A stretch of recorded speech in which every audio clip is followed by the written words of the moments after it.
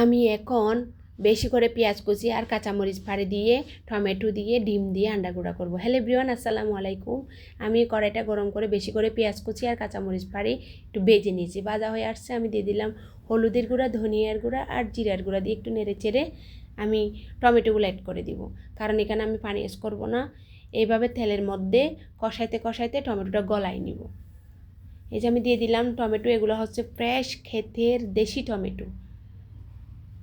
আমি এভাবে নেড়ে চেড়ে একটু ঢাকনা দিয়ে দিব যাতে টমেটোটা একটু ভালো করে সিদ্ধ হয়ে যায়। আমার প্রায় টমেটো সিদ্ধ হয়ে গেছে। এখন আমি একটু নেড়ে চেড়ে একটা ডিম অ্যাড করে দিব। দিয়ে দিলাম একটা ডিম। এটা আমি ডিমটা টমেটোর সাথে একসাথে মিশিয়ে নিব। এখানে ডিম দেওয়াতে এটার নাম আন্ডা গুঁড়া বলি আমরা। কেউ কেউ টক বলে, কেউ কেউ আবার টমেটো ভাজি বলে, কেউ থেলানি বলে, অনেকে অনেক কিছু বলে। দিয়ে দিলাম ডিমটা ভালো করে মেশানো হয়ে আসলে আমি বেশি করে ধনিয়া পাতা দিয়ে নামিয়ে নিব। এই যে মেশানো শেষ, এখন আমি ধনিয়া পাতা অ্যাড করব। বেশি করে ধনিয়া পাতা দিয়েছি, দিয়ে আমি এখন নামিয়ে নিব।